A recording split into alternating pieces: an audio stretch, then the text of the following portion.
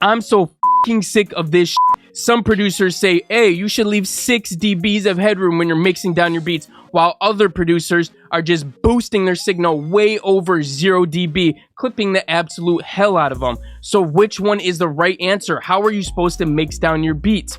And this is exactly what leaves rookie producers making huge mistakes when they're learning down to mix their own beats. So today in our video, we are going to solve this question once and for all. So if you guys are ready, let's jump right into this. All right, so the first method we're going to take a look at is the clipping method. I'm talking about when you're boosting your signal over 0 dB for certain tracks, such things as maybe the kick or the 808. Now, if you go and watch a lot of live streams of these industry producers, you're going to notice that a lot of them just do that, finish the beat, and move on to the next one. So is this the correct way to do it? Is this the proper way to mix down your beats? And you may be asking yourself, well, if you want your 808 to have that distortion sort of a sound, don't you need to boost it over 0 dB anyways? So let's take a look at this. If you don't know what I mean, this is exactly what I'm talking about right here. All right, so the main tracks I want you to pay attention to are this kick and 808 track right here. These are the main tracks that people usually boost over 0 dB to get that distorted sort of a sound that you hear in a lot of trap beats these days. So let's take a quick listen to it.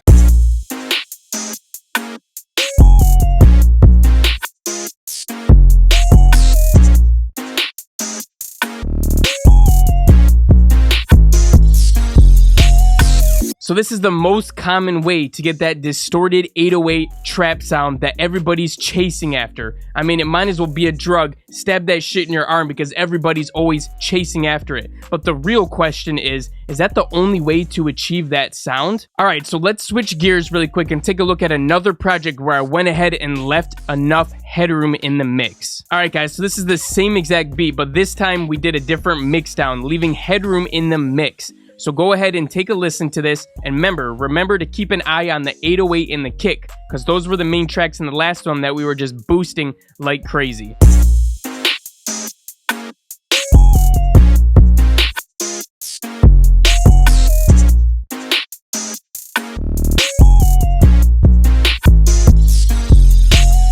Sounds pretty much the same now, doesn't it? And we didn't have to go ahead and clip the hell out of the kick and 808. And if you need to, go back really quick in the video and listen to the first beat, and then go ahead and listen to this one. You're gonna notice that it's pretty much the same mix, at least on the kick and 808 hand. And yeah, we didn't have to go ahead and boost the signal up. But does that actually matter? Does it actually matter if we're boosting the signal or not? Now, before we talk about that, I want to show you, because you're probably wondering, how the heck did you get it to sound just as loud and get the 808 to feel distorted and the kick to hit, and they're not hitting near the same level? Well, let me show you really quick. So what I did is I left headroom on the master, and we're going to take a look at this real quick. I used a utility right here before the clipper. So let me go ahead and turn off the utility and turn off the clipper, and then go ahead and take a look at this master channel right here that I'm circling with my mouse. Look at this master channel and see just how much headroom we actually have when we play this beat.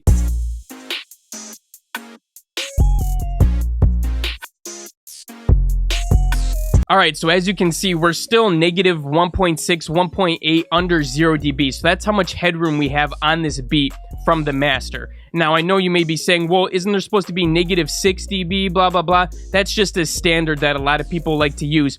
But as long as it's not over 0, you're not clipping the file whatsoever. So it honestly doesn't matter. You could just take the exported file and put it down a couple dB if you really want to get to that negative 6. Or the mastering engineer can do that. It doesn't make a difference, especially when you got Ableton and you can export in 32-bit.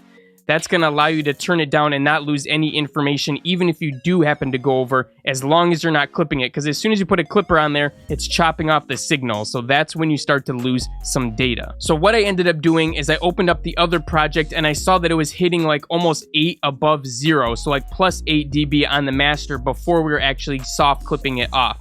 So that's why I went ahead and used this utility here, and I went up about 10 dB, right? Because it's pretty much negative 2. So that's about 8 dB over.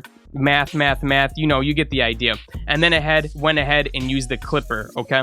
So that's the method that I went to go ahead and get it to sound the same as the other way without having to actually boost the signals. But now we got to talk about, is it really worth doing? Is there any difference in it? Do you really need to worry about leaving headroom in your mix? Because that's the ultimate question in this whole thing. So first, let's answer the question, is there a better way out of the two that you should be using? And honestly, it all depends on your personal preference. You can get the same exact mix doing it either way, but it might be a little harder using the clipped route. And let me tell you exactly why.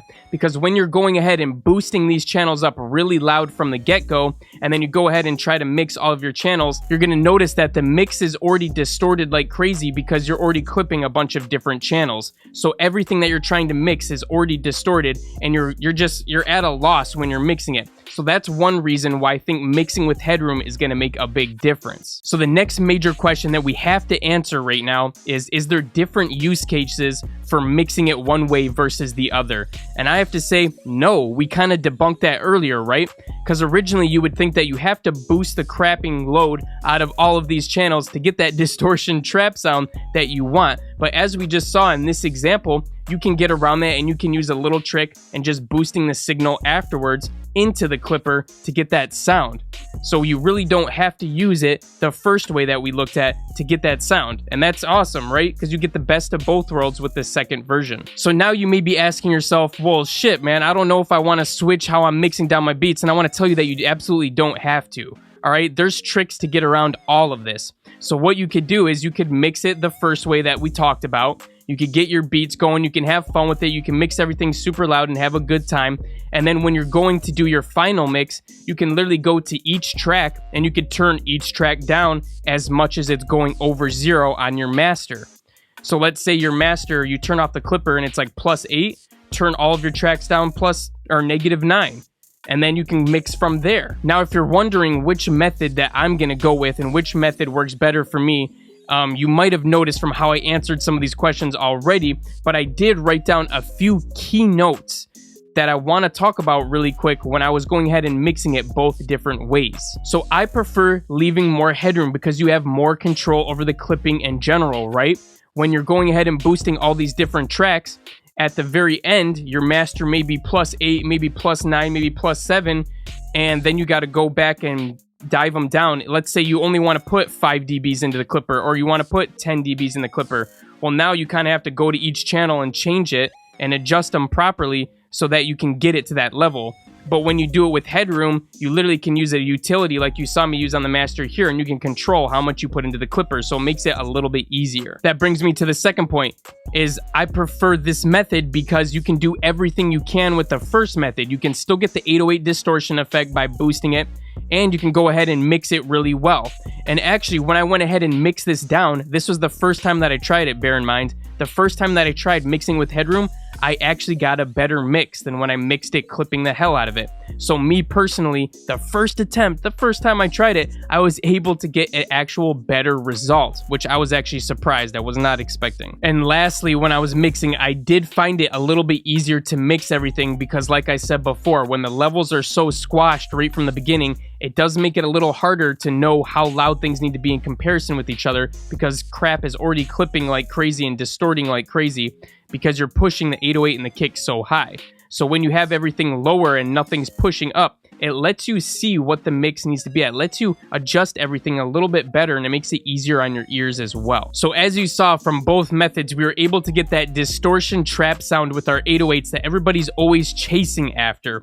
But it does come down to more than just the mixing route you take. As you saw, we could achieve it both routes. So there is a little bit more that goes into making your 808s hit perfectly. So if you haven't saw the last video that we just did on 808s, I literally covered every single thing that you need to know. Click on this video right here if you're chasing after that sound yourself and you just haven't mastered it in Ableton yet. It's going to be a lifesaver. And besides that one, I'll be catching you guys again in the next one. Peace out.